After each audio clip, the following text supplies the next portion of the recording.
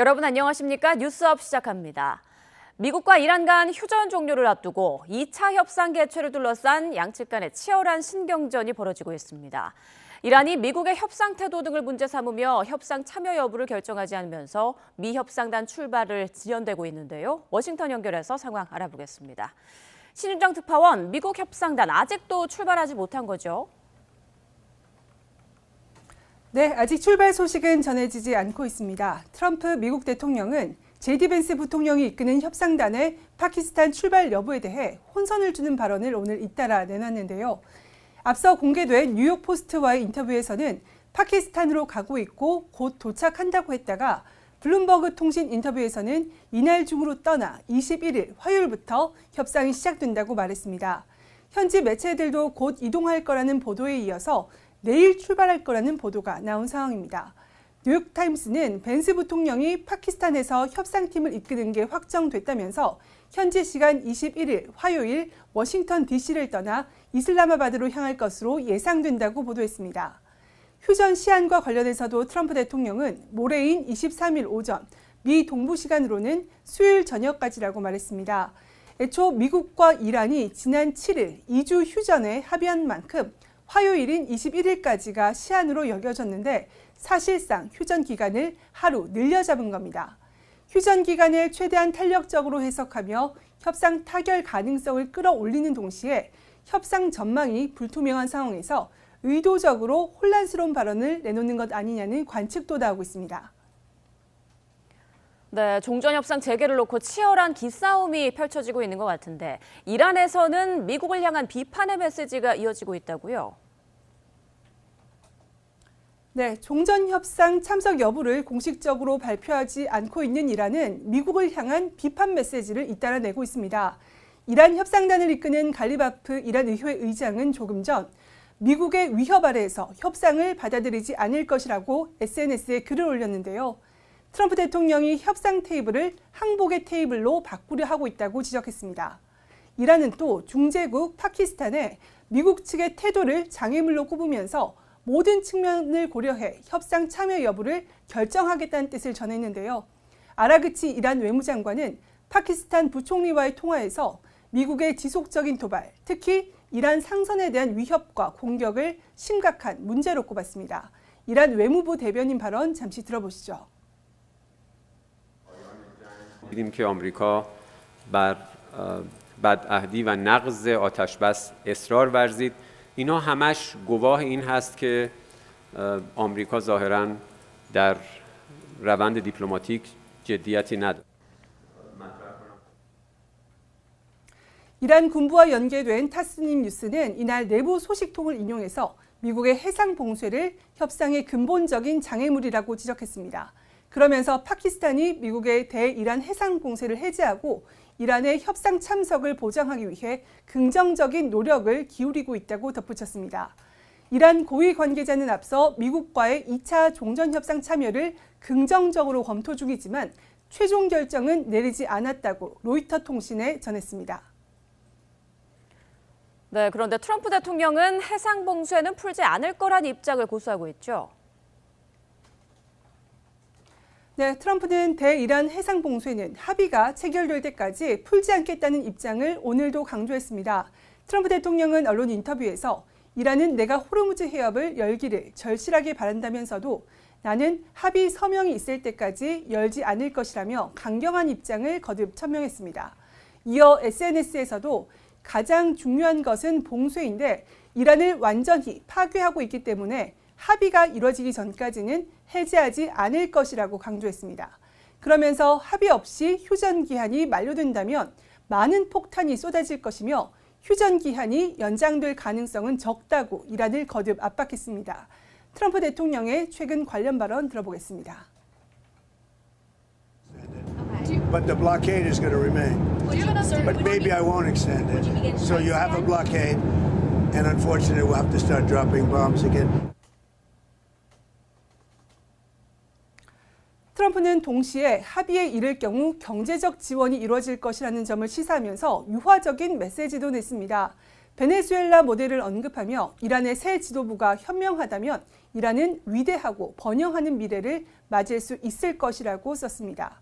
트럼프 대통령은 현재 미국이 추진 중인 이란과의 핵 합의가 2015년 오바마 행정부 때 체결했다가 자신이 파기한 핵 합의보다 훨씬 나을 것이라고 주장했습니다.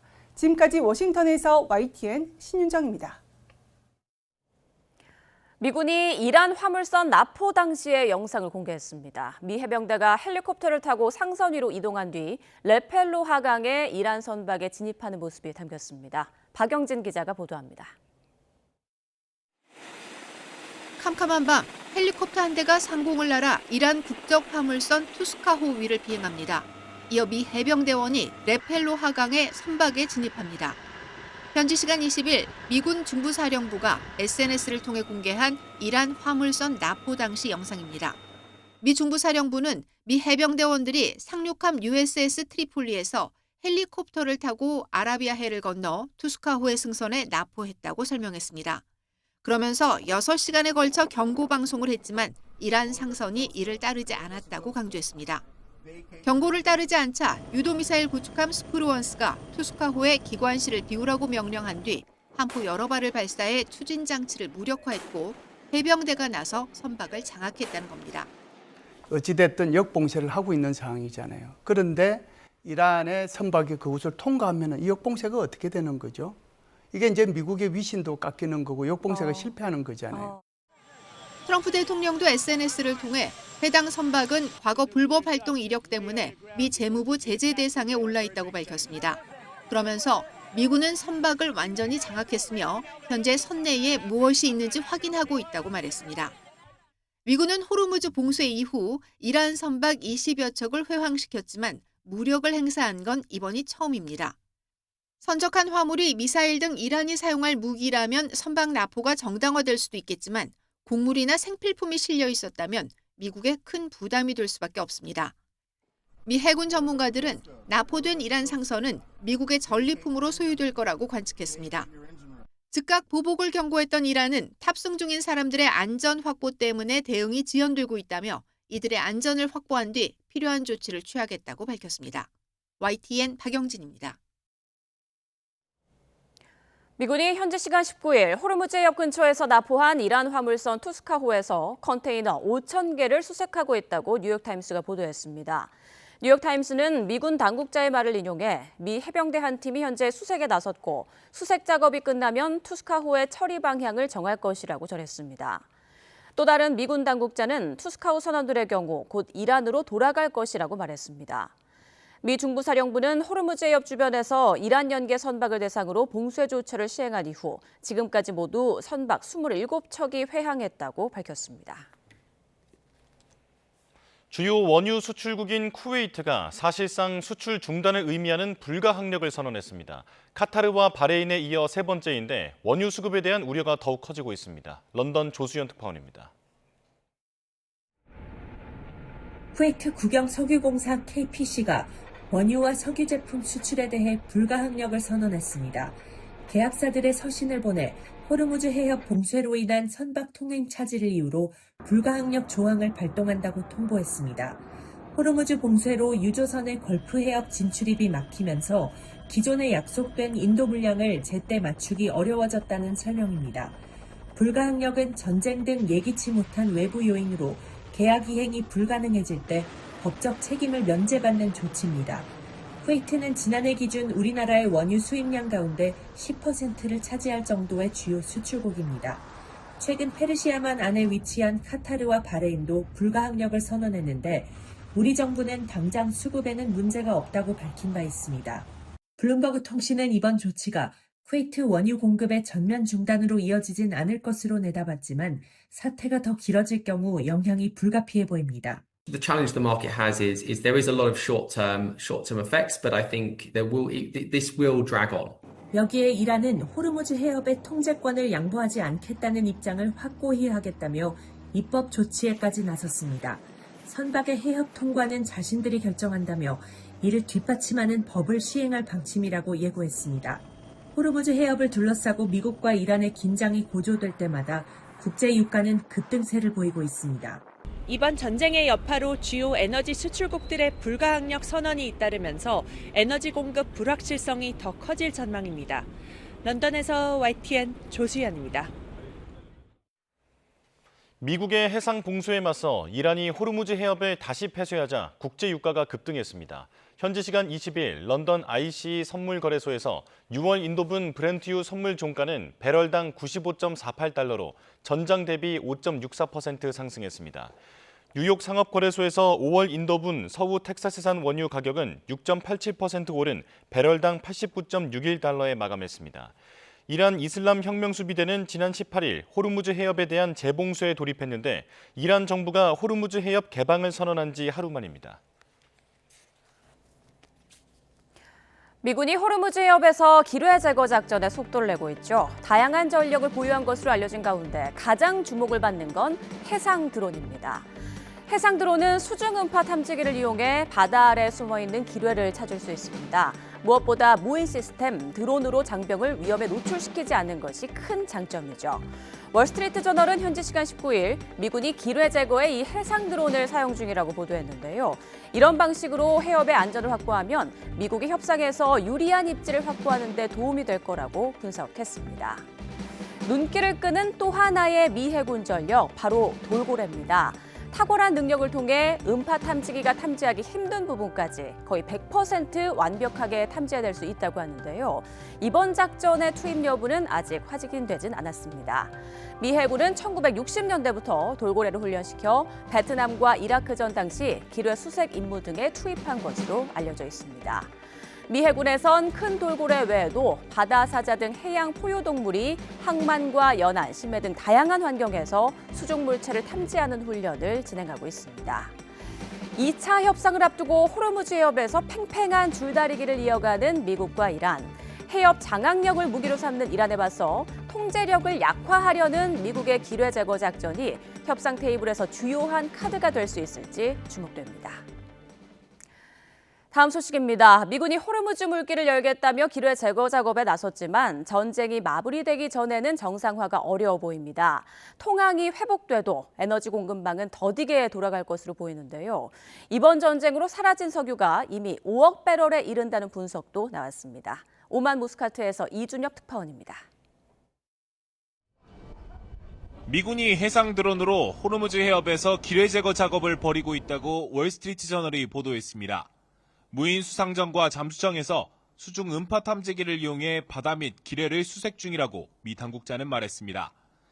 드론을 동원한 작업은 인명피해에 대한 부담을 덜 수 있고 또 해협이 좁은 만큼 상대적으로 쉽게 기뢰를 발견할 수 있을 거라는 관측도 나옵니다. 미 해군 사령관을 지낸 케빈 도네건 예비역 중장은 드론으론 심속한 탐지가 가능해 수주가 아닌 수일 내에 조사를 마무리할 수 있다고 전망했습니다. 미군의 압박으로 이란이 대형 기뢰 부설함을 투입하지 못해 막상 설치한 기뢰가 많지 않을 가능성도 제기됩니다. 그러나 해협이 당장 열리더라도 원유 생산과 물류 흐름의 회복은 더딜 것으로 전망됩니다.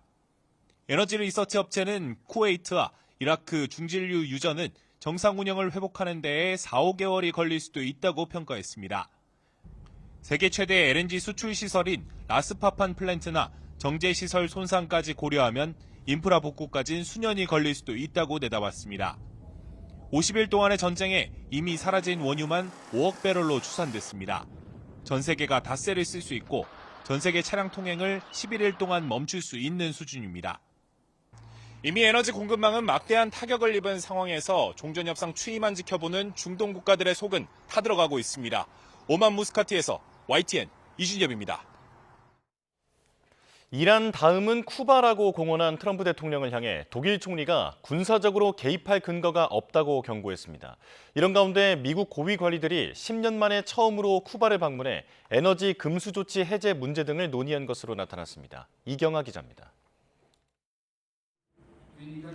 미국과 이스라엘이 시작한 이란 전쟁에 비판적 입장을 보여온 메르츠 독일 총리. 한 행사장에서 트럼프 미국 대통령과의 관계가 쉽지 않다고 속내를 털어놨습니다. 한치 앞을 예측할 수 없는 트럼프 대통령의 행태에 각국 정상들이 소가리를 하고 있음을 드러내는 대목입니다. Türen geschlossen sind und die Presse nicht mehr dabei ist, wird's besser. aber es ist immer noch nicht gut. Es ist halt schwierig. So, aber 트럼프 대통령은 최근 이란 전쟁이 끝나면 쿠바를 다룰 수 있다고 밝혔습니다. 쿠바가 중국, 러시아 등과 손잡고 미국 안보를 위협한다며 에너지 봉쇄를 강행한 데 이어 군사작전 가능성까지 시사한 겁니다. 메르츠 총리는 국제사회에서 반트럼프 연대의 중심에 있는 브라질 룰라 대통령과 함께 한층 강한 어조로 미국을 비난했습니다.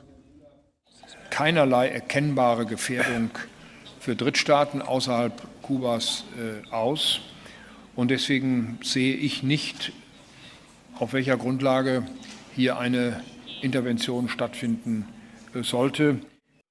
룰라 대통령도 쿠바는 70년 동안 제재를 당했다며 강대국이 이념적 동기로 벌인 일이자 주권 침해라고 미국을 겨냥했습니다. 석 달 넘게 전력난과 경제난이 이어지는 가운데 쿠바 대통령은 전쟁을 원치 않지만 미국이 침략하면 격퇴하겠다며 대응 의지를 드러내기도 했습니다. 하지만 이란 전쟁 이후 극도로 악화한 여론을 외면한 채 미국이 쿠바에 대한 군사 행동을 결정하기는 쉽지 않을 것으로 보입니다.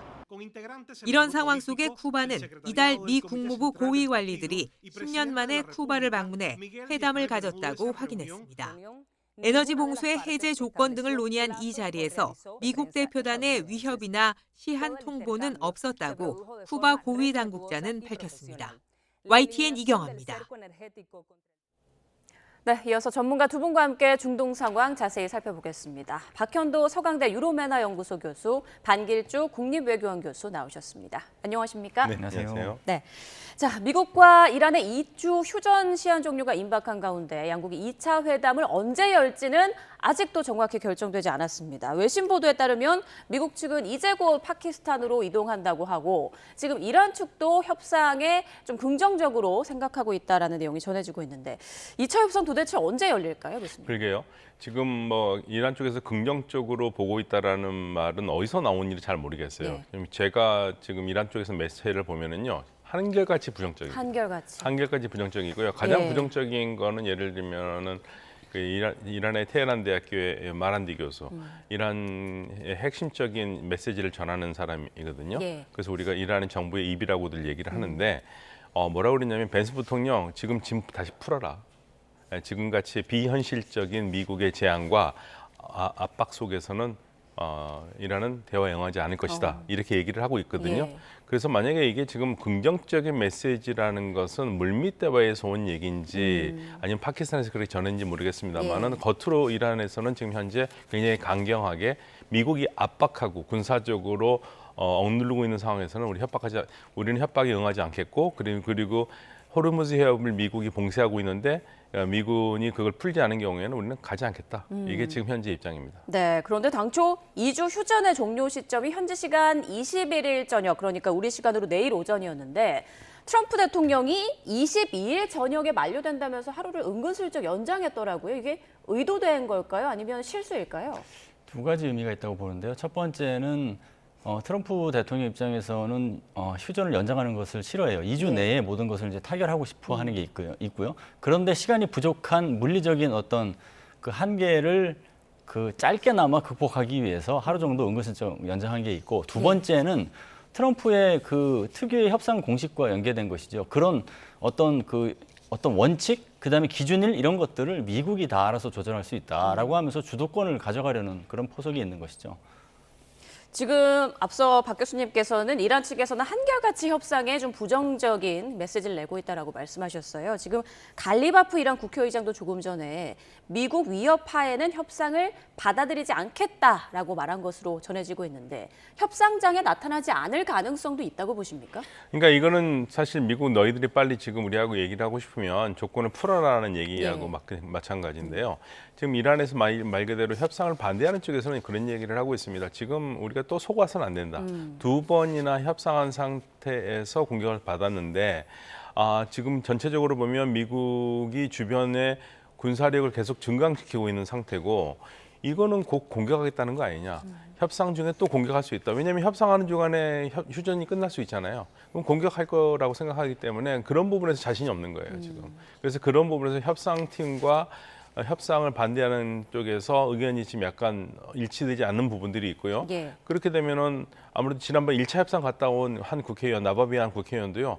미국 이번 협상 아무 의미가 없다. 계속 이런 식의 얘기를 하고 있거든요. 그래서 이란 내에서는 조율할 겁니다만은 그 조율이 문제가 아니라 미국 측에서 그러지 않겠다라는 약속을 해주면은 나갈 가능성이 있죠. 지금 그 앞서 그 파키스탄 언론 보도에 따르면 무니르 이란의 총사령관이 트럼프 대통령에 전화를 해서 이제 호르무즈 해협 봉쇄가 협상의 걸림돌이 되고 있다라고 말을 했고 트럼프 대통령이 조언을 참고하겠다라는 취지로 말을 한 것으로 보도가 됐는데 트럼프 대통령이 한 발 물러설 가능성 있다고 보십니까? 사실 뭐 트럼프 대통령의 반응은 파키스탄의 중재 역할을 그냥 인정을 하고 그 역할을 많이 이제 뭐라고 해야 되나 인정해주는 측면에서의 대답이었던 것이죠. 존중 정도요. 그렇죠. 예. 그러니까 실제로 미국이 지금 역봉쇄를 푼다면 트럼프 행정부는 이렇게 생각을 할 거예요. 그럼 이란은 무엇을 줄 수 있을까? 이거부터 생각을 할 거예요. 그러면은 거기에서 이제 공통분모를 찾아내서 지금 뭐 위기에 빠진 협상을 구해내는 게 필요한데 그러면 이제 역봉쇄를 일단 휴전 기간 내에는 이제 안 하겠다. 그럼 이란은 휴전 기간 내에는 호르무즈 해협을 전면 개방하겠다. 이 정도로 해서 타협을 해서 2차 협상에 물꼬를 트는 게 사실 필요하죠. 근데 지금 상황은 사실은 1차 협상에 대비해서 협상으로 가는 발걸음 자체가 훨씬 더 무거운 게 사실이고 그다음에 1차 협상에서 기대했던 전격성이라는 게 지금 가동되지 않아요. 사실 초토화 작전을 하려고 하다가 이제 전격 휴전하면서 기대감이 높아졌잖아요. 그런 기대감 상태도 없는 상태이기 때문에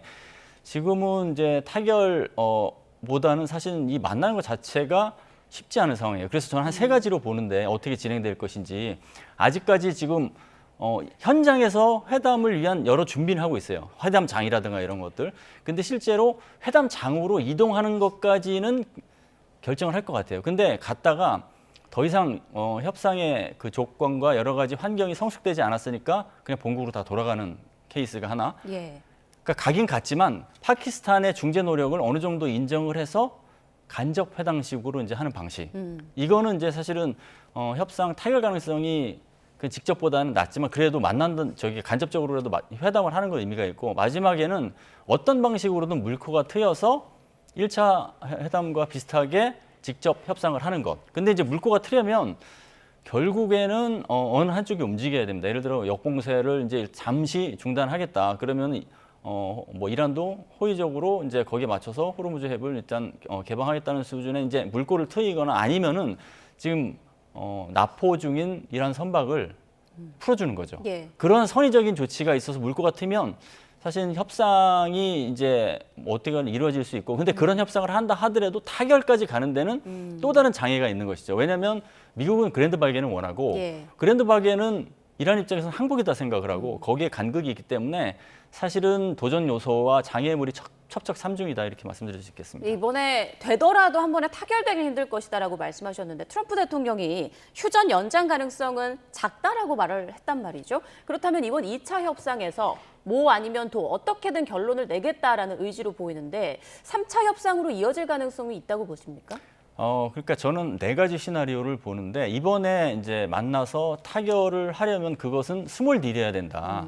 그랜드 바겐식으로는 타결이 안 된다. 그거고 그랜드 바겐 방향으로 가려면 휴전을 연장을 해서 장기간에 걸쳐서 최소한 뭐 2달, 길게는 6달 이런 식으로 해서 돼야 되는 거죠. 그러니까 2단계 협상 혹은 3단계 협상이 되면 휴전 연장을 통해서 하는 거고 국제사회 입장에서는 이 방식이 사실은 호르무즈 해협의 개방이라는 게 전반에 깔려 있기 때문에 엄청나게 숨통을 트이는 게 되는 거예요. 그래서 이 두 번째 시나리오도 나쁘지 않은 거고 나머지 2개 시나리오는 결렬이 돼서 미국이 출구로 나가는 방식인데 하나는 그냥 출구로 나가는 방식이고 그냥 출구로 나가는 거는 현재까지는 미국의 명분이 있는 거죠. 군사적 목표 달성을 했고 그 목표는 뭐냐? 이란 지도부, 그러니까 군사 지도부 파괴했고 인프라 파괴했고 레짐 체인지까지 됐고 이 얘기했잖아요. 그냥 나가는 방안. 이것도 크게 리스크는 없지만 문제는 이란이 그러면 호르무즈 장악을 그대로 유지할 거라는 것. 그게 문제고 마지막은 나가긴 나가되 초토화 작전을 하고 나가는 거. 이거는 이제 사실은 더 복잡해지는 최악의 시나리오죠. 이 네 가지가 사실은 현재는 어느 쪽이 더 가능성이 높은 시나리오라고 점치기 힘들 정도로 팽팽하게 네 가지가 다 동시에 가동되고 있는 것으로 평가할 수 있습니다. 네, 어떻게든 4월 말에 끝내려는 트럼프 대통령의 조급함이 협상을 좀 더 어렵게 만드는 거 아닌가 이런 생각도 좀 듭니다. 자, 이란 내 분위기도 보겠습니다. 페제스키안 이란 대통령은 이런 말을 했습니다. 적에 대한 불신과 상호작용 속에서 경계심은 부정할 수 없는 요소라면서도 위협에 맞서면서 긴장 완화를 위해서 외교적 경로는 필요하다. 그러니까 지금 2차 협상을 앞두고 경계와 외교를 동시에 강조한 건데 이 의미가 뭐고 또 이란 대통령의 이런 발언이 어느 정도의 무게감이 있는 건지도 궁금하거든요. 이란의 전체적인 분위기를 말씀드리면 예. 또 속을 수는 없다.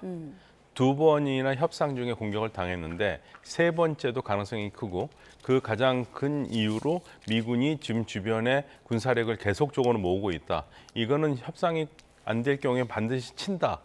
이런 믿음을 가지고 있거든요. 예. 이 불안감이 사라지기 전에는 사실 협상팀 보내기가 상당히 어렵습니다. 그럼에도 현재 트럼프 페제스키안 대통령이 얘기하는 것은 그래도 협상은 필요하다라는 데 무게를 싣고 있는 거고요. 예. 그 부분을 가늠하겠죠.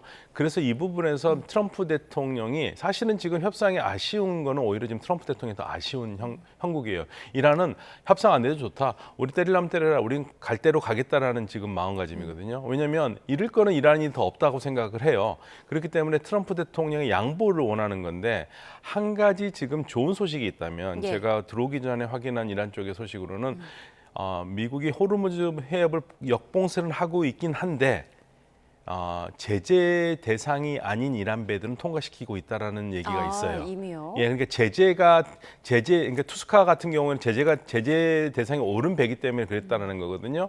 그래서 그런 부분에서는 조금 좋은 부분이 있군요.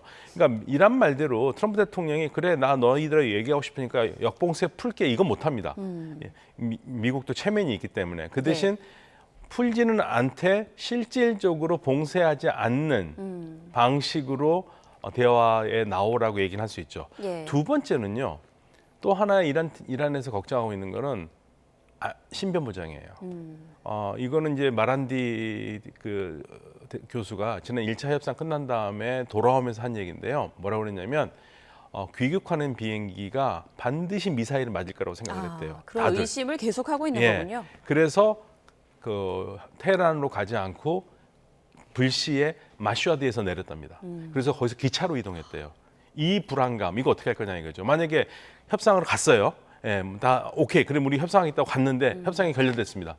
결렬되고 돌아올 때 안전하게 돌아올 수 있을 거라고 생각 못 하실 수 있지 않습니까? 예. 그런 부분에서 안전 보장하지 않으면 이란에서 협상단을 움직이기 어렵죠. 네, 역봉쇄를 풀고 그리고 신변의 안전을 보장을 한다면 이란도 대화에 나올 것이다라는 말씀해 네. 주셨습니다. 방금 말씀하신 부분 좀 사실관계 확인이 조금 더 필요해 보이지만 미국에서 제재 대상이 아닌 이란 선박을 호르무즈 해협에서 일부 통과시키고 있다면 협상에도 굉장히 좀 긍정적인 신호가 될 것 같은데요. 원래 그 역봉쇄 작전에 배치되는 거죠. 사실은 그거는. 왜냐하면 역봉쇄 작전이라는 게 결국은 이란으로 들어가는 모든 물자 생필품 포함해서 다 결국은 저항 경제를 통해서 구축해 놨던 것마저도 와해시켜서 민중봉기를 유도하고 그건 결국은 이란 정부가 협상장에서 미국의 요구를 수용할 수밖에 없도록 무릎 꿇리는 거였거든요. 예. 그렇게 이제 선별적으로 한다는 것은 역봉쇄 작전 효과와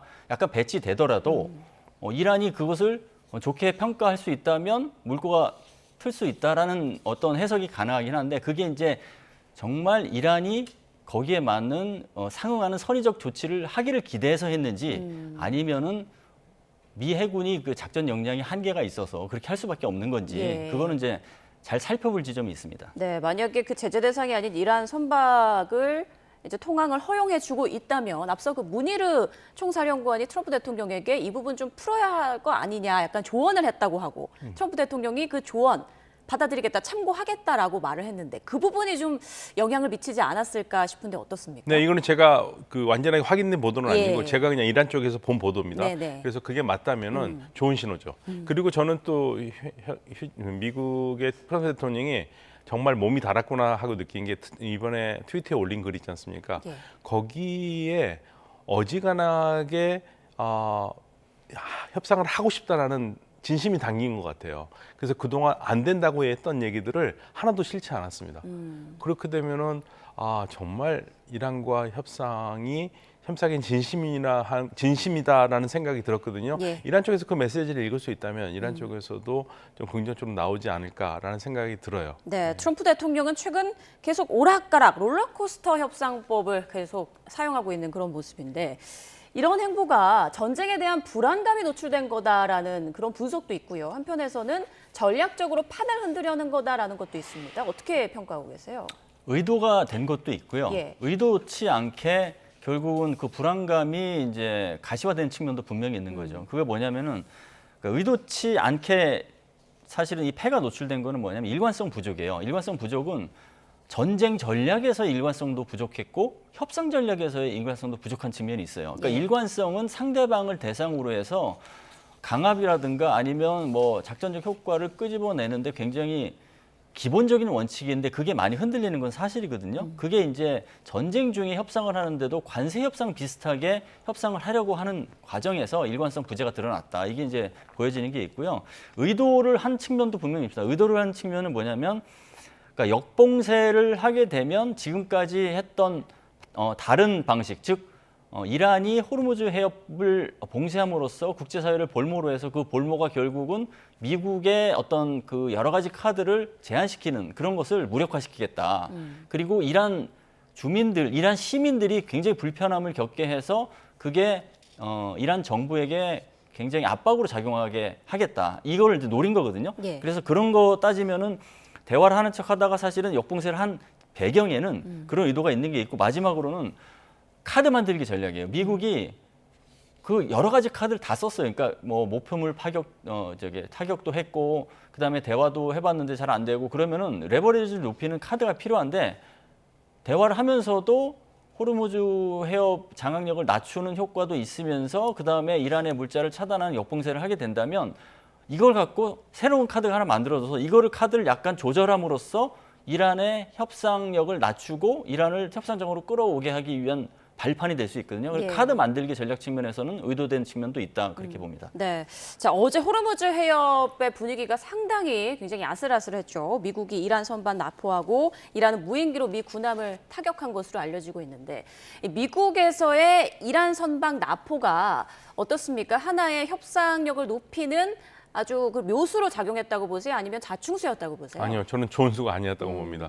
왜냐하면 협상을 하려면은 이란을 자극하지 말아야 되는데요. 네. 말씀드렸듯이 지금 몸이 단 쪽은 미국 쪽이에요. 그러니까 트럼프 대통령이 주말에 엄청나게 많은 양의 SNS를 올렸잖아요.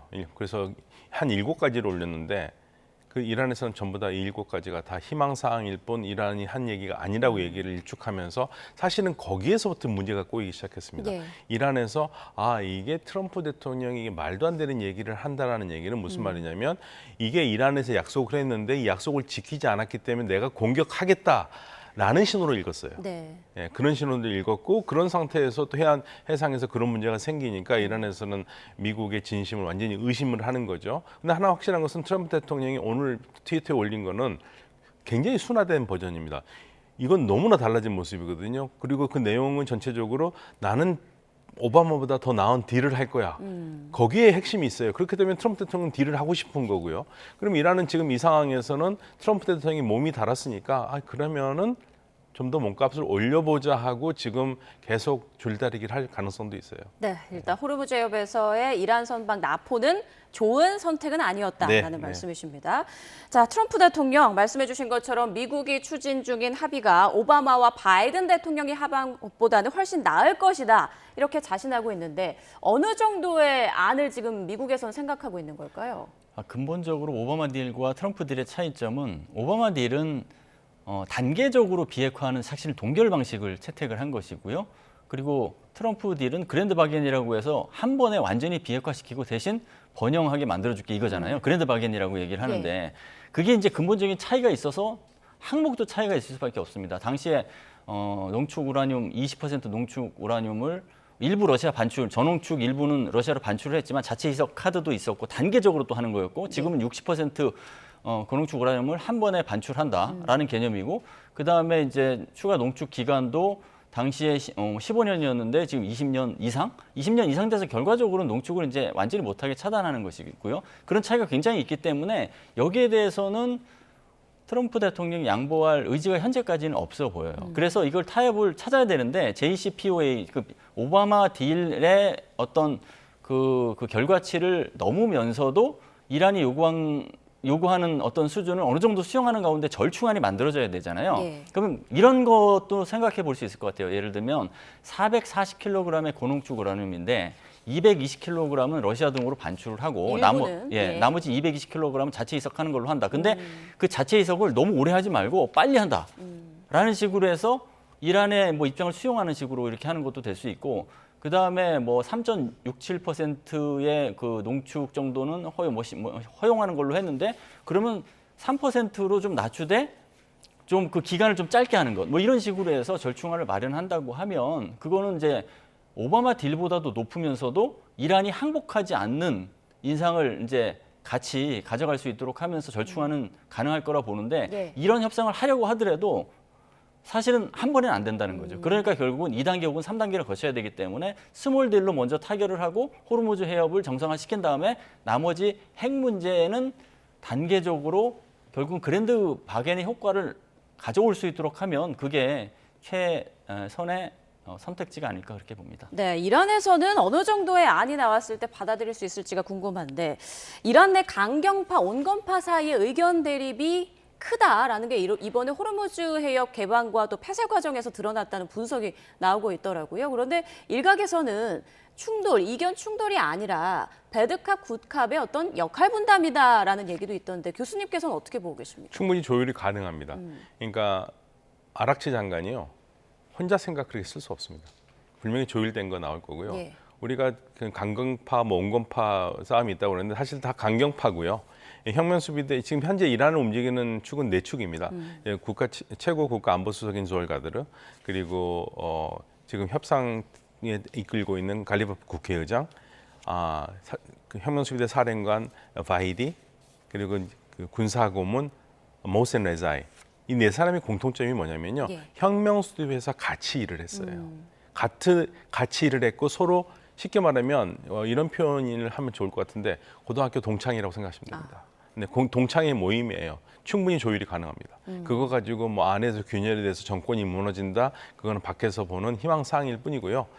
협상을 어떻게 하느냐에 대해서 이견은 있을 수 있지만 이걸 가지고 심각하게 뭐 권력 투쟁을 한다 이런 거는 바라보는 거는 정말 밖에서 보는 망상이라고 저는 생각해요. 네. 그거는 이란 사이를 잘못 있는 거고요. 그래서 분명히 넷이서 조율을 해서 답이 나올 거기 때문에 아락치 장관이 혼자 한 얘기는 아니고요. 다만 아락치 장관이 그 조건을 빼먹을 수는 있습니다. 예. 개방은 하지만 뭐 혁명수비대의 통제를 받고 가야 된다. 그 조건을 빼먹을 수는 있는데 이게 심각한 뭐 권력 투쟁이나 이런 거로 보는 거는 우리가 너무나 크게 있는 거기 때문에 좀 조심해야 됩니다. 그러면 해협을 개방한다고 했을 때 이란 네. 혁명수비대에서 얼간이라는 표현을 쓰면서 그의 의견으로는 안 된다라는 입장을 내지 않았습니까? 네네네. 이 상황은 좀 어떻게 이해하면 될까요? 네, 그거는 이란의 굉장히 강경파들이 있어요. 예. 그런데 아락치 장관이 말하는 거에 대해서 언론부터 비판하기 시작했거든요. 그래서 그런데 저는 아락치 장관이 혼자 결정한 거라고 보지 않습니다. 분명히 안에서 결정이 돼 있는 상황들일 텐데 아마 그 조율이 좀 부족할 수는 있습니다만 이걸 가지고 권력 투쟁으로 보기는 어렵습니다. 네, 그 안에서 더욱 강경한 네. 목소리에서 약간의 또 이견이 났을 수가 예를 있다. 들면 예. 사우디아라비아하고 단교가 됐었을 때 왜 문제가 됐냐면요. 몇몇 굉장히 강력한 사람들이 사우디아라비아의 대상가 영상을 습격하는 바람에 된 거거든요. 예. 손을 쓸 수가 없는 상태에서 된 겁니다. 그런 아주 초강경한 사람들이 있는 거죠. 네. 자, 마지막으로 지금 이스라엘과 레바논이 임시 휴전을 이어가는 가운데 이스라엘군은 헤즈볼라가 휴전 합의를 위반했다며 레바논 남부를 공습해 대원들을 사살하는 일이 발생했습니다. 지금 짧은 휴전 기간에도 계속 일촉즉발의 상황이 벌어지고 있는데 이 부분이 계속 변수가 될 수 있을까요? 이스라엘은 이제 처음부터 이런 식의 협상은 원치 않았죠. 그러니까 이제 협상을 방해하고 싶은 심정이 있는데 트럼프 대통령이 그러면 안 된다라고 압박을 하니까 따라주는 척을 좀 한 거죠. 그러고서 이제 원래 이제 행보를 하기 위한 명분을 계속 축적해 나가고 있는 거라고 봅니다. 그게 이제 대표적으로 안보지대를 1982년부터 시작해서 이제 계속 뭐 유지해 오고 그 과정에서 전면전도 했다가 다시 퇴각했다 막 그랬는데 2023년 가자지구 전쟁을 통해서 다시 한번 강화되는 상황이 됐는데 거기에서 그치지 않고 옐로우 라인 만들었잖아요. 예. 그거 더 간 거예요, 사실은. 그러면은 이거를 안정적으로 그 협상이 될 수 있도록 도와주는 게 아니라 판을 키워서 결국에는 40년 이상 된 레바논 남부에서 헤즈볼라와의 어떤 대결을 미국이 빠진 후에도 독자적으로 하기 위한 나름의 그냥 길을 걸어가겠다 이거거든요. 예. 그러니까 그런 측면에서 본다면 정말 그랜드 바겐 혹시 이게 미국이 생각하는 최고의 어떤 시나리오인 그랜드 바겐이라는 것을 성사한다 하더라도 이스라엘의 어떤 이 군사적인 행동은 그야말로 뇌관으로 계속 남아있는 거거든요. 그런 측면에서 결국은 이 이스라엘의 행보가 주목이 받을 수밖에 없고 또 이 동기가 보면 예. 안보 차원에서의 그것도 분명히 없지 않아 있어요. 근데 이제 정치적인 동기도 있다는 것이죠. 네타냐후 총리의 국내 정치 지형에서 교착 상태, 도전을 극복하기 위해서 이제 외부 위협을 부각시키는 이런 것도 같이 있기 때문에 이게 그냥 단기적으로 끝날 것 같지 않은 게 또 이제 문제인 것이죠. 예, 또 앞서 레바논 남부에서는 작전 중인 이스라엘군이 마을 교회에 있는 예수상을 망치로 내리치는 장면이 공개되면서 또 논란이 일기도 했습니다. 결국 이스라엘군과 네타냐후 총리까지 공식 사과하는 상황이 벌어졌는데 이 일이 파장이 더 커질 가능성도 있을까요? 어떻게 생각하세요? 좋지는 않죠. 왜냐하면 안 그렇지 않아도 네타냐후 총리가 비유대인들에 대해서 조금 심하게 하는 게 아니냐는 얘기를 많이 듣고 있거든요. 근데 사실 이스라엘 내에서 어떤 일이 주로 있었냐면 아주 강경한 유대의 종교를 가진 사람들이 그리스도교인들이 성지 순례할 때 거기다 침을 뱉는 현상들이 있었어요. 이런 현상들이 그러니까 단순하게 하나의 이스라엘 병사의 혼자 일탈 행위라고 보기는 어렵고 이스라엘 내 아주 소수의 강경파들이 목소리를 아주 쉽게 내고 있다는 게 이게 이제 문제고요. 네타냐후 총리가 이거를 통제를 해야 되는데 통제를 하지는 못하고 있는 겁니다. 그러니까 이런 문제가 된다면은 이게 헤즈볼라와 이스라엘 싸움이라고 얘기를 하지만 주민들이 저런 걸 보면서 헤즈볼라를 지지하지 않을까요? 그런 부분에서 이스라엘은 전투에서는 이기고 있는지 모르겠지만 전쟁에서는 지고 있는 거거든요. 예. 저건 진짜 심각한 문제입니다.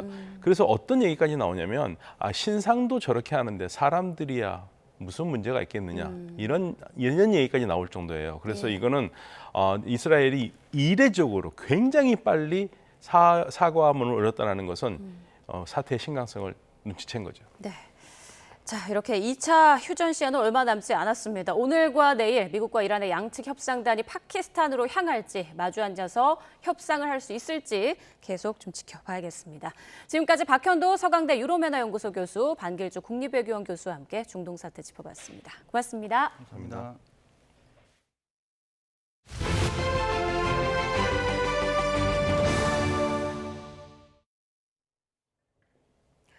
이란 전쟁 여파로 농업용 비료의 핵심 원료인 요소 가격이 불과 2달 만에 2배 넘게 폭등했습니다. 원재료 수급이 끊긴 비료 공장의 야적장은 텅텅 비어가고 있고 관련 업계는 경영난을 호소하고 있습니다. 오승훈 기자입니다. 중장비가 창고 안에 쌓여있는 요소를 퍼나릅니다. 하지만 비료의 주 원료인 요소 재고량은 바닥을 드러낸 상태. 이란 전쟁 이후 요소 가격이 크게 오르면서 당장 비료 생산에 차질을 빚고 있습니다. 농번기를 맞아 이곳 야적장에는 출하를 앞둔 비료가 가득 차 있어야 하지만 보시는 것처럼 텅텅 비었습니다. 한국비료협회는 지난 2월 기준 톤당 410달러 수준이던 요소 가격이 최근 톤당 950달러로 2배 이상 올랐다고 밝혔습니다. 국내에서 사용되는 요소는 전량 수입에 의존하고 있어 비료업계는 원가 상승에 따른 직격탄을 맞고 있습니다. 원가 상승분을 반영할 수 있는 가격 조정이 절실합니다. 비료 생산업체는 현재 가격이 유지되며 더 이상 고가의 원료를 구입할 수 없다고 하소연하고 있는 실정입니다. 전체 요소 수입량의 30% 이상을 중동 지역에서 들여왔는데 호르무즈 해협 봉쇄로 물량이 막혔습니다. 주요 수입국인 중국마저 요소 수출을 통제한 데다 환율까지 급등하면서 비료업계의 피해는 갈수록 커지고 있습니다. 정상적으로 우리가 필요한 시기에 공급하는 것도 불가능한 상황이고 환율 자체도 급등해가 있는 관계라 가지고 비료업계는 잠정거를 겪고 있는 그런 상황입니다. 정부는 원가 상승으로 가격이 크게 오를 것에 대비해 비료 관련 지원금 등 137억 원을 추가 경정 예산안에 반영했습니다. 하지만 중동발 원자재 대란이 장기화 조짐을 보이면서 비료 가격 상승이 결국 농가 부담으로 이어질 것이라는 우려가 커지고 있습니다. YTN 오승훈입니다. 크리스 라이트 미국 에너지부 장관이 유가에 대한 전망을 내놨습니다. CNN과의 인터뷰에서 미국의 휘발유 가격이 언제쯤 갤런당 3달러 미만으로 떨어질 것 같냐는 질문에 이렇게 답했는데요. 직접 들어보시죠. Americans to expect that gas will go back to under $3 a gallon? I don't know. That could happen later this year. That might not happen till next year. But prices have likely peaked and they'll start going down. Certainly with a resolution of this conflict, you'll see prices go down. 사실 지난달 9일 전쟁 초기만 해도 라이트 장관의 전망은 지금과 달랐습니다. 최악의 경우에도 고유가는 몇 주를 넘기지 않을 거라고 답했는데요. 이번엔 연말까지 이어질 거라고 말했는데 약 40일 만에 판단이 달라진 겁니다. 이렇게 뒤바뀐 전망을 내놓은 이유, 전쟁 이후 수출 차질을 겪으며 중동 국가 상당수가 유전의 가동을 멈췄기 때문입니다. 유전은 설비 특성상 가동 중단 이후 다시 생산하려면 최소 수개월이 걸리기 때문에 호르무즈 해협을 개방하더라도 국제 유가가 바로 내려가긴 어렵다는 것이 전문가들의 중론입니다. 뚜껑을 다시 열고 생산을 재개할 때는 한 짧게는 3개월에서 길게는 6개월까지 시간이 걸립니다. 전쟁이 끝난다 하더라도 전쟁 이전 수준의 유가나 천연가스 가격으로 가기는 어려울 것 같고요. 그래서 적어도 앞으로 1년, 길게는 5년까지는 고유가 시대가 아마 뉴 노멀이 될 것 같습니다. 그런데 이런 라이트 장관의 전망을 트럼프 대통령이 정면으로 반박하고 나섰습니다. 더힐과의 전화 인터뷰에서 라이트 장관의 전망에 대한 질문을 받자 나는 그가 틀렸다고 생각한다, 완전히 틀렸다라고 말했는데요. 그럼 휘발유 가격이 언제 정상화할 것으로 본인하는 질문에 전쟁이 끝나는 즉시라고 답하며 자신감을 내비쳤습니다. 트럼프 대통령이 이례적으로 장관의 발언을 정면 반박한 이유는 뭘까요? 최근 미국의 한 대학교가 내놓은 여론조사 결과입니다. 휘발유 가격 폭등에 대한 트럼프 대통령의 책임이 매우 크다고 답한 비율이 51%, 절반을 넘었는데요. 어느 정도 책임이 있다는 답변도 14%였습니다. 국민 10명 중 6명이 현 정부에 책임이 있다고 답하는 등 부정적 여론이 높아지는 상황인데요. 트럼프 대통령이 기름값이 곧 떨어질 거라며 진화에 나선 배경입니다. 이렇게 행정부의 혼선을 부르면서까지 대통령이 장관과 엇갈린 전망을 내놓는 상황, 중간 선거를 앞두고 물가 상승에 대한 민심의 호된 매질이 우려되기 때문일 텐데요. 실제로 당장 전쟁이 끝난다 하더라도 물가의 고공행진은 불가피하다는 암울한 전망이 이어지고 있습니다. 김선중 기자의 보도입니다. 식료품점도 식당도 안 오른 곳이 없습니다. 가뜩이나 트럼프 관세로 힘든데 중동 전쟁으로 엎친 데 덮친 꼴이 됐습니다. The price went up to almost $90 a case, where it was $27 to $30 a month ago. 직격탄을 맞은 기름값이 다른 물가까지 함께 끌어올리고 있는 겁니다. 당장 지난달 미국의 소비자 물가지수 상승률은 3.3%로 2년 만에 가장 크게 올랐습니다. 전쟁 상황도 불투명해지면서 소비자들의 경제 심리는 사상 최저 수준까지 떨어졌습니다. Staying home a lot, not doing any extracurricular activities that I would do during the weekend, on my day off. 크리스토퍼 월러 미 연방준비제도 이사는 전쟁을 오래 끌수록 물가 상승이 더 번져갈 가능성이 크다고 지적했습니다. 국제통화기금은 전쟁이 당장 끝난다고 해도 여파가 하룻밤 사이 사라지지는 않을 것이라고 전망했습니다. 그렇게 되면 오는 11월 미국 중간선거까지 물가 상승이 이어질 수 있습니다. From the perspective of this war, the most important question is duration. The sooner it ends, the better for everybody. 아직은 큰 소리를 치고 있지만 세계 경제에 들이운 먹구름이 짙어질수록 트럼프의 조바심도 커질 것으로 보입니다. YTN 김선중입니다. 도널드 트럼프 미국 대통령이 한국 전쟁 당시 마련했던 국방물자 생산법에 근거해 석유 생산을 포함한 에너지 분야 프로젝트에 연방 자금을 지원할 수 있도록 하라는 지침을 내렸습니다. 트럼프 대통령은 현지 시간 20일 미국 내 석유 생산과 정제, 석탄 공급망, 천연가스 송전, 전력망 인프라 등을 대상으로 하는 5건의 대통령 각서를 발표해 미 에너지부가 해당 분야에 연방 자금을 투입할 수 있게 됐습니다. 백악관 관계자는 이번 각서에 따라 업계에 영향을 미치는 각종 지연과 자금 부족, 시장의 장벽 등을 해소하기 위해 에너지 구매와 재정 지원 등 다양한 수단을 동원할 수 있게 됐다고 설명했습니다. 트럼프 대통령은 2차 종전회담을 위한 벤스 부통령의 파키스탄행을 언급했지만 이란은 미국의 선박 공격을 이유로 회담 계획이 없다라고 밝혔습니다. 회담 불발로 전쟁이 재개 우려가 나오는 가운데 한편에서 물밑 대화가 이어져 곧 2차 회담이 열릴 거란 관측도 잇따르고 있습니다. 파키스탄에서 권준기 특파원입니다. 휴전 종료 시점을 코앞에 두고 열린 이란 외무부 브리핑. 기자들은 미국과의 2차 회담에 참석할 건지부터 물었지만 대변인은 아직 결정된 게 없다고 밝혔습니다.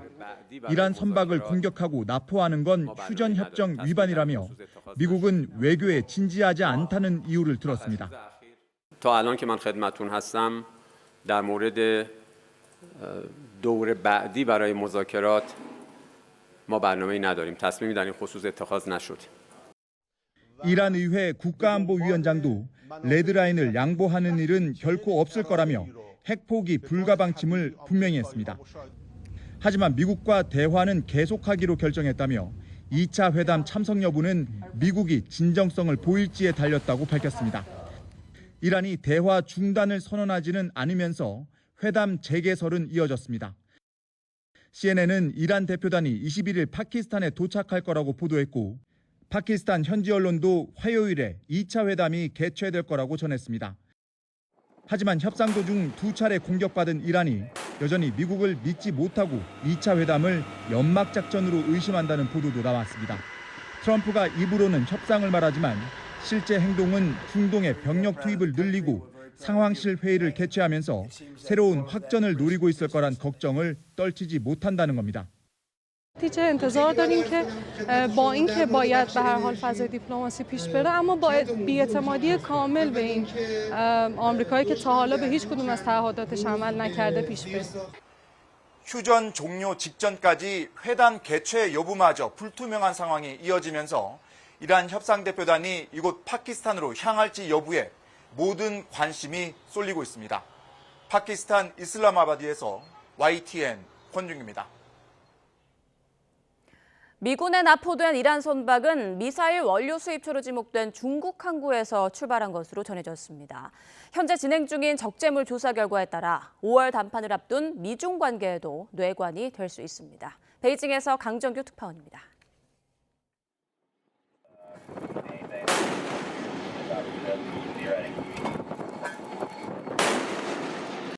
미군의 해상 봉쇄를 뚫고 가려다 포격을 받고 납포된 이란 국적 화물선 투스카호. 이란 국영 매체는 중국에서 일반 화물을 싣고 오던 길이었다며 휴전협정 위반이라고 비난했습니다. 실제 선박 경로를 검색해보면 투스카호는 지난달 29일 중국 남부 가오란 항에서 출발했습니다. 앞서 미국 매체들이 고체 미사일 원료를 선적하는 곳으로 지목했던 항구입니다. 목적지는 이란 해군 기지가 있는 반다르 아바스항. 미군은 적재 화물을 조사 중입니다. 잇따른 중국의 무기 제공 의혹에 트럼프 대통령은 시진핑 주석에게 친서까지 보냈다고 말했습니다. And I wrote him a letter asking him not to do that, and he wrote me a letter saying that essentially he's not doing that. 긍정도 부정도 하지 않던 중국 당국은 이번 이란 선박 납포를 두곤 미국에 책임을 돌렸습니다. 我们对美方强制截停有关船只表示关切，希望有关方以负责任的态度恪守停火协定。 어렵게 되살린 2차 휴전 협상에 찬물이 뿌려진 가운데 납포된 선박에 무엇이 실렸느냐에 따라 5월 미중 담판에도 뇌관으로 작용할 수 있습니다. 베이징에서 YTN 강정규입니다. 중동 전쟁으로 나프타가 부족해지면서 일본 건설 현장에서도 자재 구하기가 힘들다는 비명이 나오고 있습니다. 급기야 유명 욕실업체는 아예 추가 주문 접수를 중단했는데요. 업계에서는 이대로라면 집값이 30%가량 오를 수 있다는 전망까지 나오고 있습니다. 도쿄에서 이승배 특파원입니다. 일본 요코하마에 있는 건설업체입니다. 과거 계약한 집들이 있지만 제때 공사를 못하고 있습니다. 중동 전쟁에 나프타가 부족해지면서 자재값이 눈덩이처럼 불어났기 때문입니다. こちらが今回ちょっと話題というか私たちの方でも問題になっている断熱材で壁であったり屋根であったり床の断熱であったりいろんなところで使われる 한두 개가 아닙니다. 단열재로 쓰이는 스티로폼은 40%, 바닥에 까는 방수포는 가격이 절반이나 껑충 뛰었습니다. 도색 작업에서 없어서는 안 되는 시너는 평소보다 2배가 올랐는데 가격은 그렇다 치고 구할 수도 없다는 볼멘소리가 나옵니다.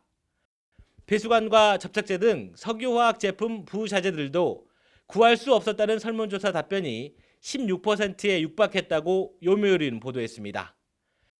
일본의 유명 주방 욕실업체인 토토는 지난주부터 아예 신규 주문 접수를 중단했습니다. 업계에서는 계속 이런 상태라면 집값이 30%가량 오를 거라고 내다보고 있습니다. コロナ以降、住宅価格ってもう、3割4割上がったって言われてるんですね。今度また同じことがこの短期間で起こるってなると5000万円のものが6000万円になる。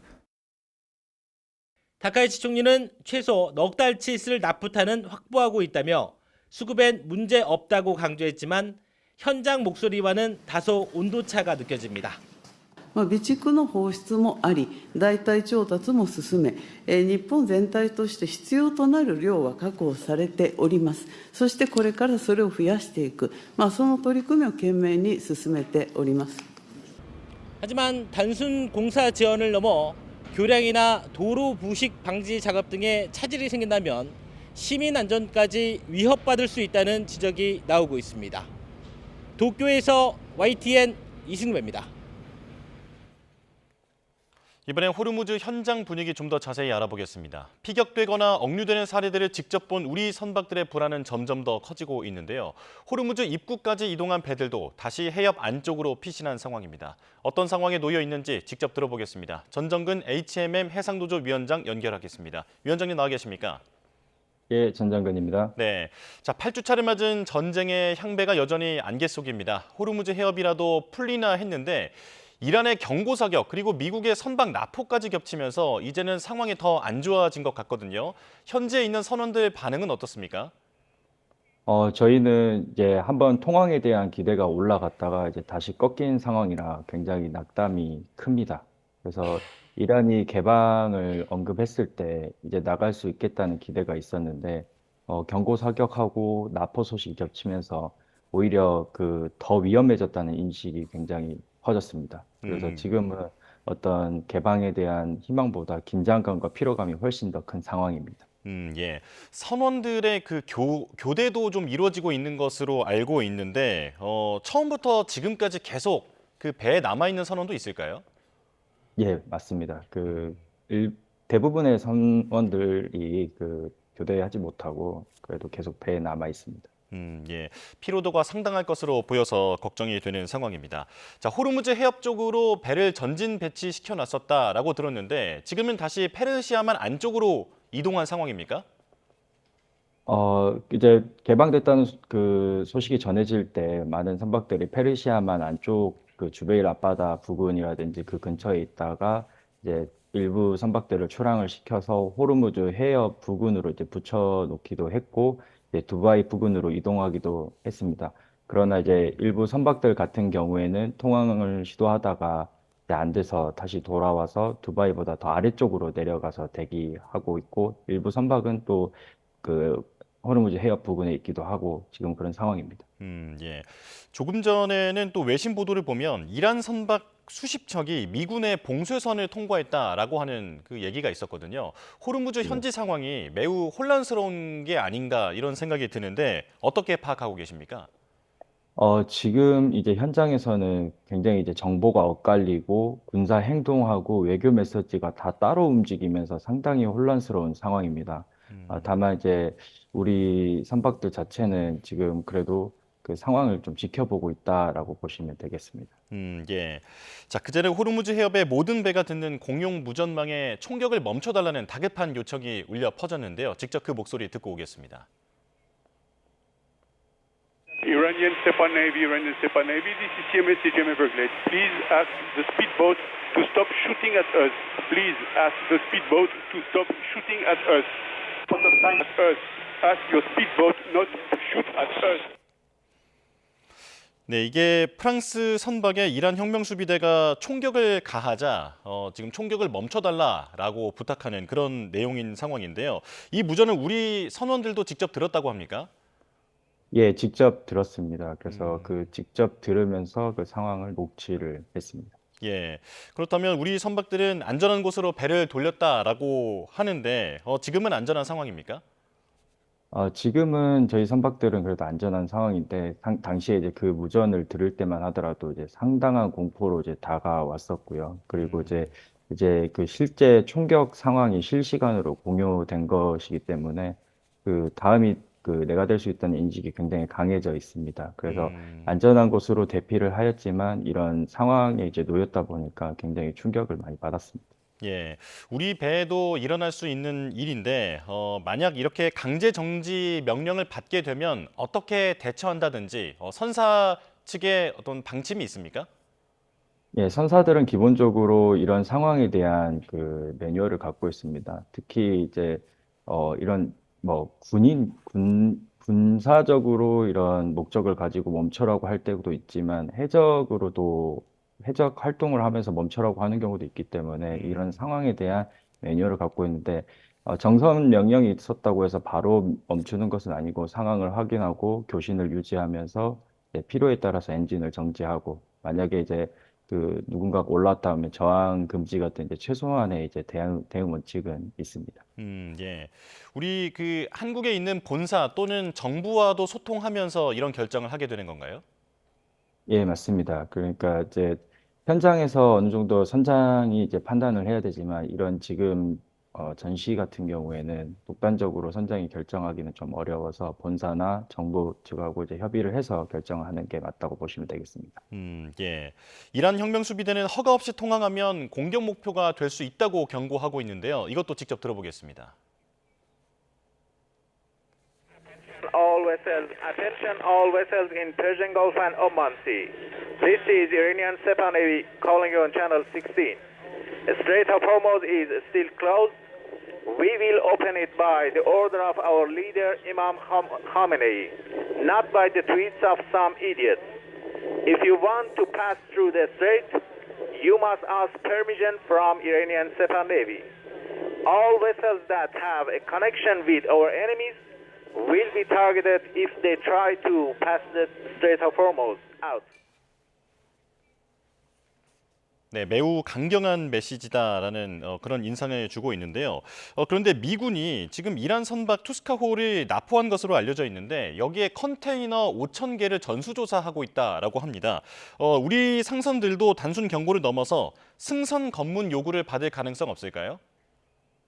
일단 미군이 이란 선박을 납포한 것은 그 해협 통제권에 대한 신호랑 압박 수단이기 때문에 이제 그 우리 선박까지 승선 검문을 요구받지는 않을 것 같습니다. 그런데 이제 아예 가능성이 없다고 볼 수는 없을 것 같습니다. 예, 만약에 그런 요구를 받게 되면 그 선사는 어떻게 대응하기로 되어 있습니까?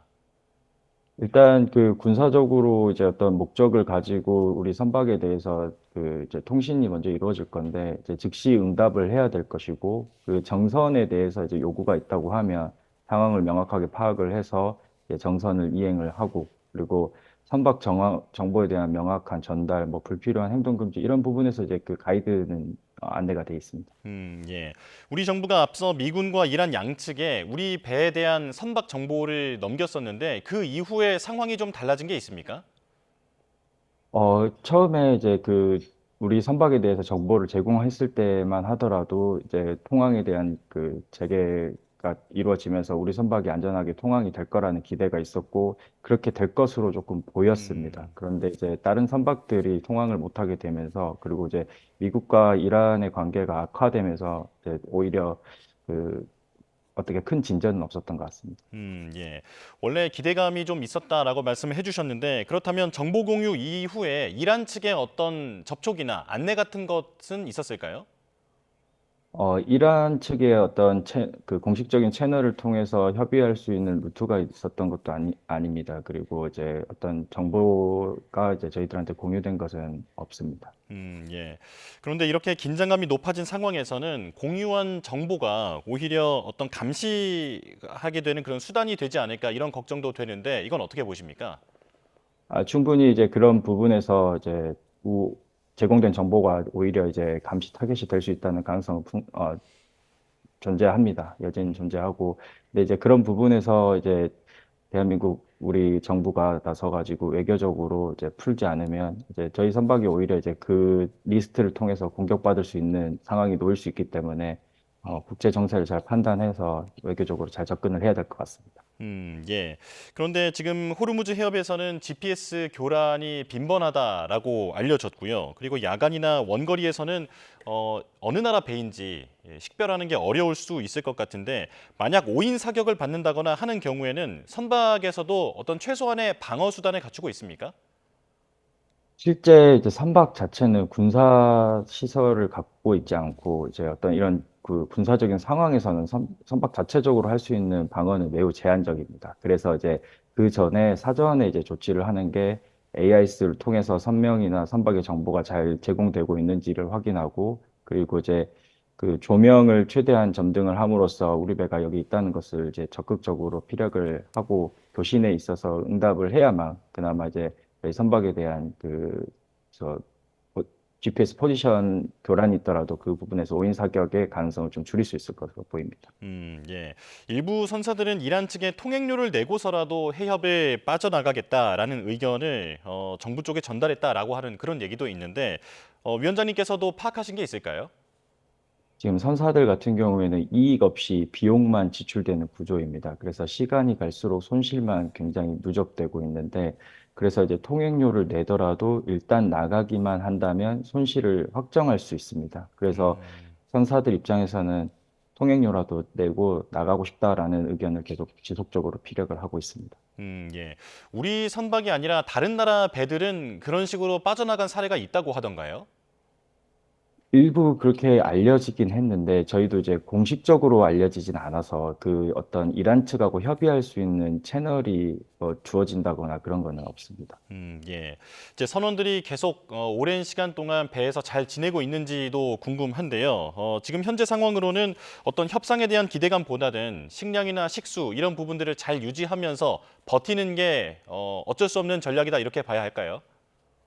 예, 맞습니다. 그러니까 지금 상황에서는 단기 통항에 대한 기대보다 이제 그 어떤 장기화에 대비를 해야 될 것으로 이제 보이는데 특히 이제 전쟁 초반부터 식량이라든지 연료, 의료 이런 부분에서 계속 대비를 해왔기 때문에 조금 더 지금 버틸 수는 있는데 이게 이제 버티는 것만으로는 이제 어떤 대안이 될 수가 없기 때문에 빠른 우리 전쟁 부분에서 빠른 해결이 필요하긴 합니다. 다만 저희가 이제 생각하는 거는 장기전에 이제 대비하는 게 더 현실적이라고 생각을 하고 있습니다.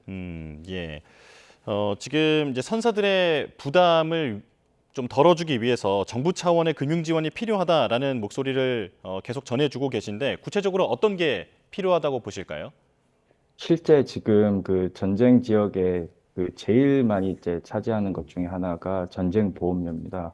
그 전쟁 보험료가 이제 굉장히 급등을 했고 그런 부분에서 대형 선사뿐만 아니라 이제 중소형 선사 역시도 이제 다 이 보험료에 있어서 굉장한 그 부담을 갖고 있습니다. 그리고 이제 선박 자체가 운항을 못하기 때문에 손실이 쌓이기만 하는 구조로 이제 돼 있다 보니까 금융적인 지원도 필요합니다. 그래서 이런 부분에서 어떤 금융적인 지원과 보험료 지원 이거를 이제 좀 논의를 해서 선사의 직접적인 부담을 좀 덜어줄 필요가 있습니다. 네, 알겠습니다. 여기까지 듣겠습니다. 지금까지 전정근 HMM 해상노조 위원장과 함께했습니다. 고맙습니다. 감사합니다.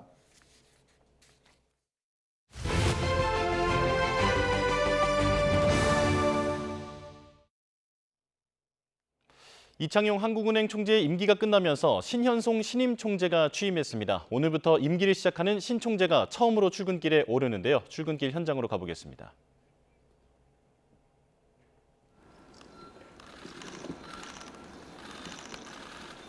신현송 신임 한국은행 총재가 오늘 임기를 시작합니다. 앞서 두 차례나 인사청문 보고서 채택이 불발된 바 있는데요.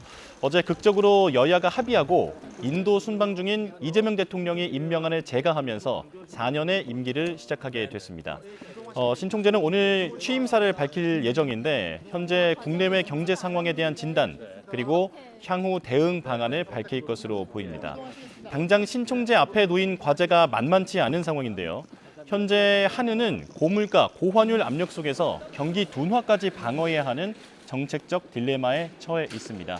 지금 조금 전 신현송 신임 한국은행 총재의 모습을 보여드리고 있습니다. 자, 다음 달 금융통화위원회가 열리게 되는데 여기에서 신 총재가 어떤 입장을 밝히게 될지 시장에 관심이 모이고 있습니다.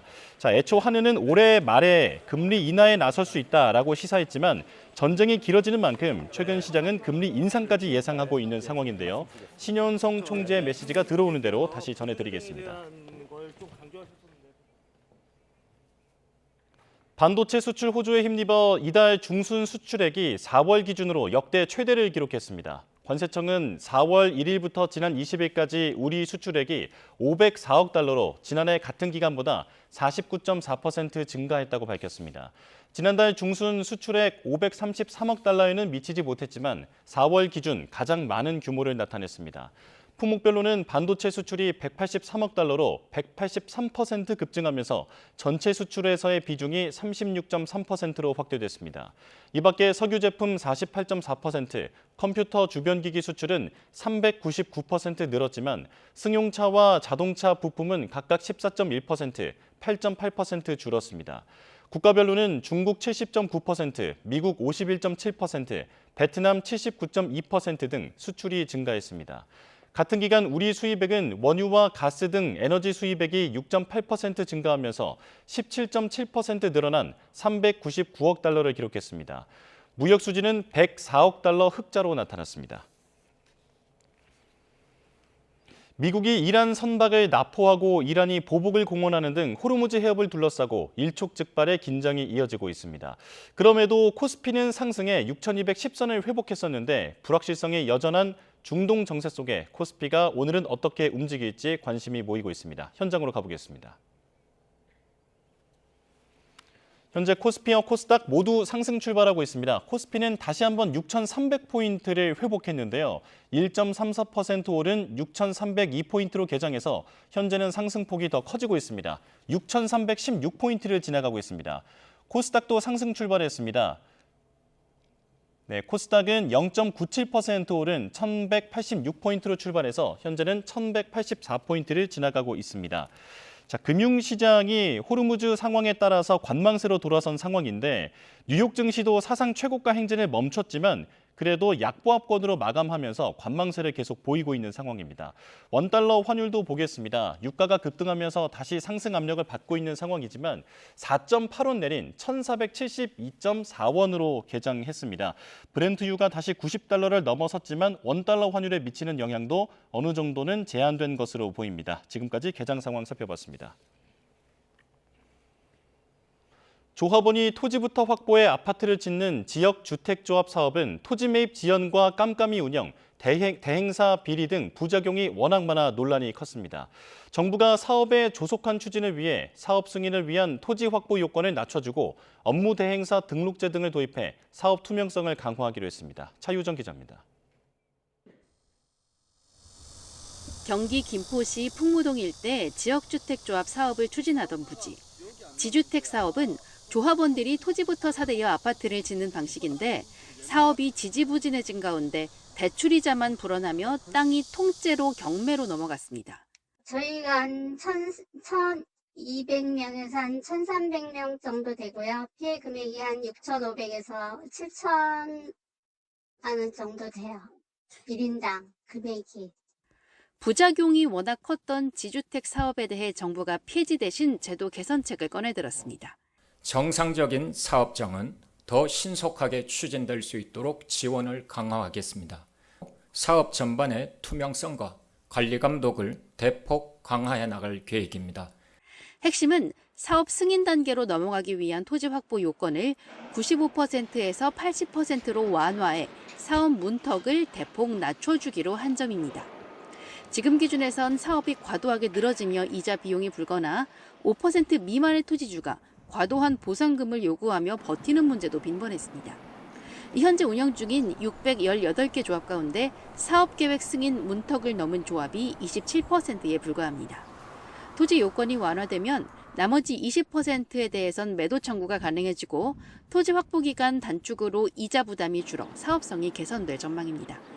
그간 자본금도 없고 전문 지식도 부족한 업체가 한탕을 노리며 지주택 시장에 뛰어드는 사례도 많았는데 업무 대행사에도 자격을 도입합니다.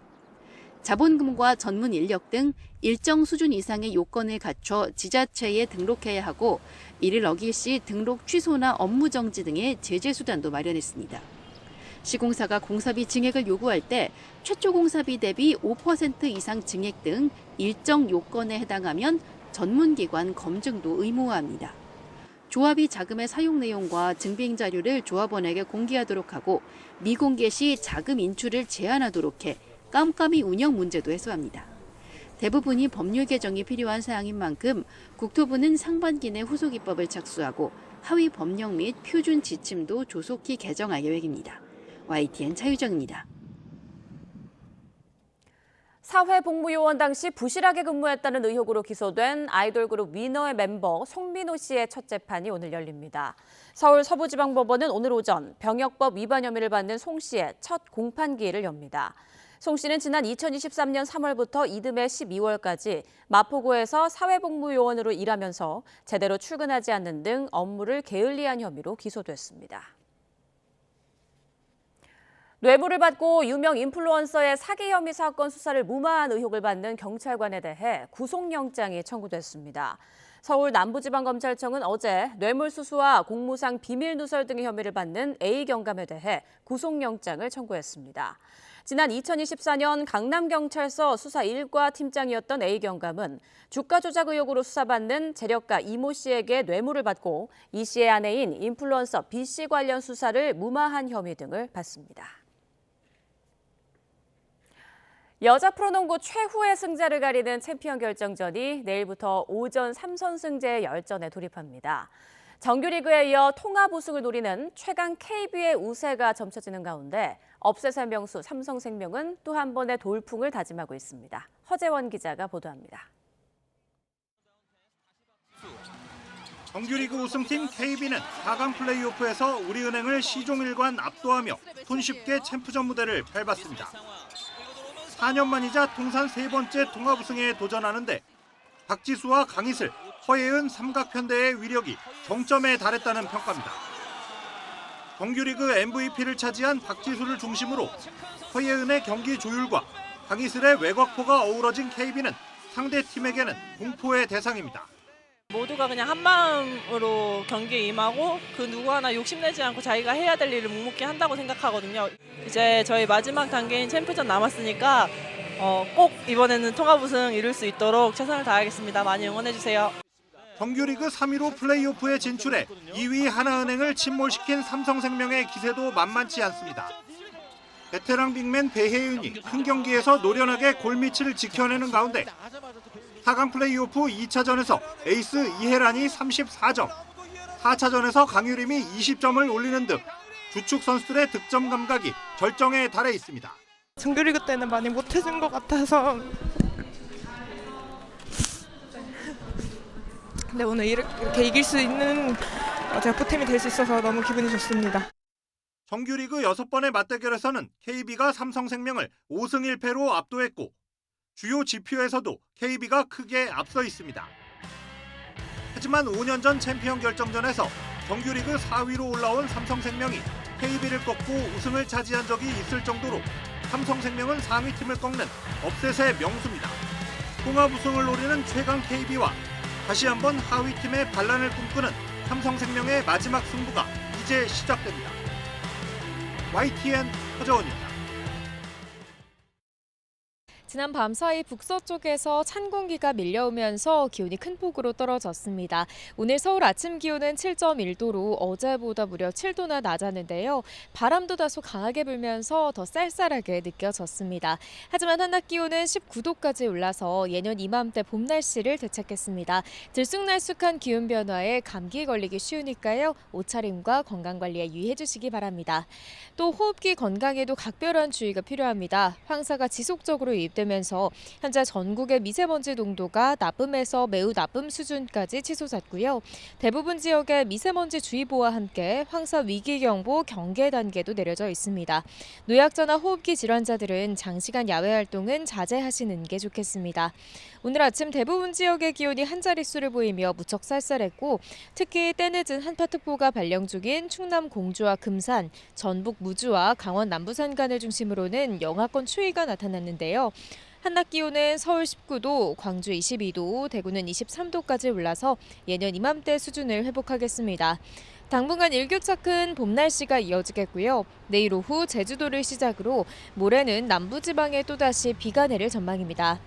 오늘 하늘 자체는 맑겠지만 중북부 지역을 중심으로는 여전히 건조특보가 이어지고 있습니다.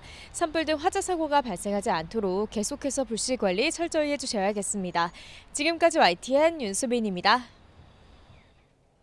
뉴스업 마칩니다. 내일 다시 뵙겠습니다. 고맙습니다.